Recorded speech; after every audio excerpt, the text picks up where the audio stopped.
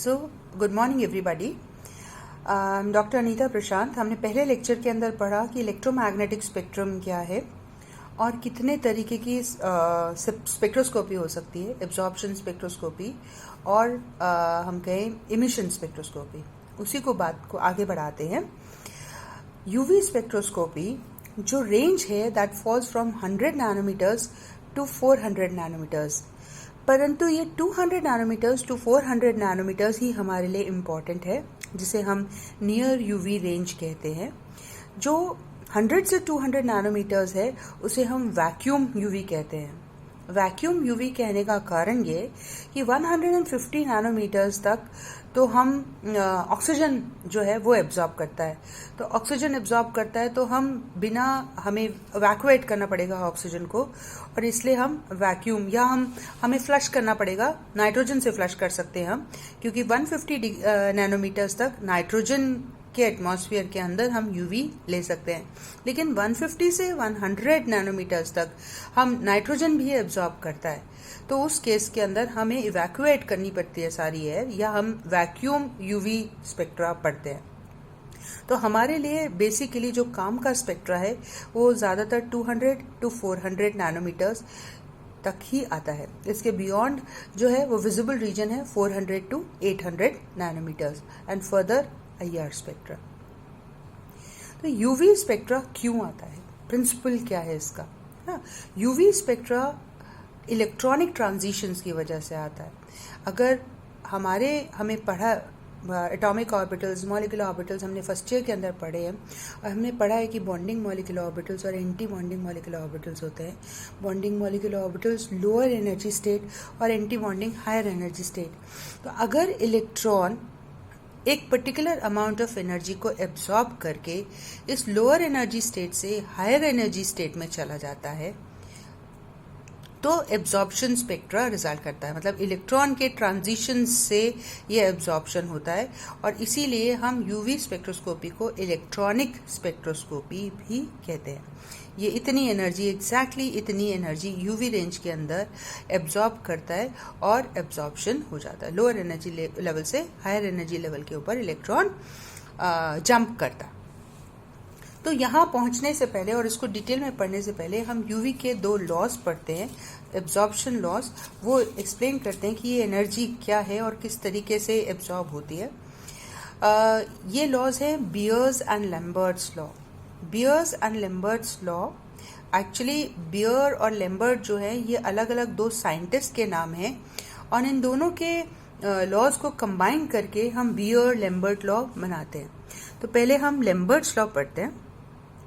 Lambert's law state करता है कि when monochromatic beam of light is passed through homogeneous absorbent, the decrease in the intensity of radiation with distance traveled is directly proportional to the intensity of incident light। अगर इसे हम इस तरीके से समझें कि हमारा ये सपोज करो हमने ये हमारी क्यूबिट है, इसके अंदर हमने सोल्यूशन भर रखा है, इसके ऊपर एक मोनोक्रोमैटिक बीम ऑफ लाइट हमने इंसिडेंट की, ठीक है। अब इस लाइट के एब्जॉर्प्शन, क्योंकि इसके अंदर सोल्यूशन है, तो ये जो हमने रेडिएट किया ये हमारी इंसिडेंट लाइट है, और इसके अंदर कुछ एक्टिविटी हुई, इलेक्ट्रॉनिक ट्रांजिशंस हुए, कुछ अमाउंट ऑफ एनर्जी जो है वो एब्जॉर्ब हो जाएगी और बाकी की एनर्जी जो है वो निकल जाएगी। ये डार्क हमने बनाई है इंसिडेंट लाइट, ये ट्रांसमिटेड लाइट है जो कि क्योंकि कम हो गई, कुछ जो है एब्जॉर्ब हो गई। अब हम यहाँ लैम्बर्ट्स बियर्स लॉ में यही कह रहे हैं कि ये जो इसकी इंटेंसिटी के अंदर डिक्रीज है वो पाथ लेंथ के इस डिस्टेंस ट्रैवल्ड के डायरेक्टली प्रोपोर्शनल है। सपोज करो हम पहले छोटे से डिस्टेंस की बात करते हैं। सपोज ये x डिस्टेंस है ना, छोटा है तो हम इसे dx कहेंगे। इतने से डिस्टेंस की बात करते हैं, तो अगर इतने से डिस्टेंस की हम बात करते हैं तो हम ये फॉर्मूला डिवाइस कर सकते हैं, di by dx is proportional to I। Lambert's law के हिसाब से decrease in intensity of radiation, distance कितना है x है ना, तो decrease in intensity of radiation with distance traveled x is directly proportional to I. Minus का sign क्यों लगाया? माइनस का साइन इसलिए लगाया क्योंकि हम कह रहे हैं डिक्रीज है. यहाँ I जो है वो intensity of radiation passing through x thickness, और DI क्या है? वो स्मॉल डिक्रीज है ना, क्योंकि छोटे से पोर्शन में से पास कर रहे हैं. तो decrease in small amount of intensity of radiation after passing small distance dx. Further या हम इस प्रोपोर्शनैलिटी को कांस्टेंट के साथ में इक्वालिटी में कन्वर्ट करते हैं. तो minus d I by x is equal to k I. के जो है कांस्टेंट है, या हम इसको लिख सकते हैं d I by d x is equal to minus k I. I को हम नीचे ले आए तो d I by I is equal to minus k d x, जहाँ के जो है वो एब्जॉर्प्शन कोएफिशिएंट है, कांस्टेंट है के, और ये डिपेंड करता है लेम्डा के ऊपर यानी वेवलेंथ के ऊपर, और जो सोल्यूशन है उसकी कंसंट्रेशन के ऊपर, उसकी नेचर के ऊपर. अगर इस एक्सप्रेशन को अब इंटीग्रेट करें, क्योंकि हमने तो छोटे से डिस्टेंस के लिए लिया, between the limits x is equal to 0 and x is equal to x, तो इंटीग्रेट करें इस एक्सप्रेशन को तो हमें मिलता है ln of I by I0 is equal to minus kx. इसकी डिटेल हम नहीं करेंगे क्योंकि मैथमेटिक्स वाले स्टूडेंट्स तो इंटीग्रेशन डिफरेंशिएशन पढ़ते हैं, बट बायोलॉजी वाले स्टूडेंट्स इसको एज इट इज ले सकते हैं. तो ln of I by I0 is equals to minus kx, or this can also be written as I by I0 is equals to e raised to power of minus kx. और हम I0 को ऊपर ले आए, I is equals to I0 e raised to power of minus kx. यानी जो I0 है वो इंटेंसिटी ऑफ इंसिडेंट लाइट है, जो I है वो इंटेंसिटी ऑफ ट्रांसमिटेड लाइट है. तो हम अगर हमें एब्जॉर्ब्ड लाइट निकालनी है, मतलब intensity of radiation absorbed by homogeneous medium निकालना है, तो हम निकाल सकते हैं I absorbed is equal to I zero, that is incident light जितनी थी माइनस जितनी ट्रांसमिटेड है उतनी एब्जॉर्ब हो गई. या हम कहें I absorbed is equal to I zero, I की वैल्यू हम इस एक्सप्रेशन से नीचे लेके आए, I zero E raise to power of minus K X, और I absorbed is equal to I zero 1 minus E raise to power of minus K X. ये है लैम्बर्ट्स लॉ. इनकी इम्प्लीकेशन हम पढ़ेंगे, अभी हम खाली डेरिवेशन कर रहे हैं. अब आइए बियर्स लॉ के ऊपर. बियर्स लॉ स्टेट करता है कि ये सेम चीज प्रोपोर्शनल है कंसंट्रेशन के. देखो, absorbance is directly proportional to the concentration of the solution for the beam of parallel monochromatic radiation entering the homogeneous medium. यानी वही सेम चीज minus d I by d x is proportional to concentration, मतलब solution की concentration भी important है. ये Beer's law है. अब इन लैम्बर्ट्स और बियर्स लॉ को अगर हम एक साथ इकट्ठा कर दें तो हमने देखा वही एक्सप्रेशन था, उस एक्सप्रेशन के अंदर together minus d I by d x is proportional to I, Lambert's law proportional to c, Beer's law दोनों को एक साथ लिखा तो proportional to I into c, और minus d I by d x is equals to proportionality को हमने equality में कन्वर्ट किया के डैश आई सी.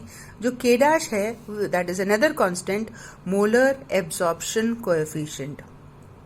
ठीक है, उसी तरीके से जैसे पहले किया था लैम्बर्ट्स लॉ के लिए, इंटीग्रेट करें इनको, limits x is equal to 0 x is equal to x है ना, integration I0 to I di by I is equals to integration x is equals to 0 to x is equals to x k c dx. Solution आता है ln of I by I0 is equals to minus k dash c x. ln को log में convert करें 2.303 log of I by I0 is equals to minus k dash c x.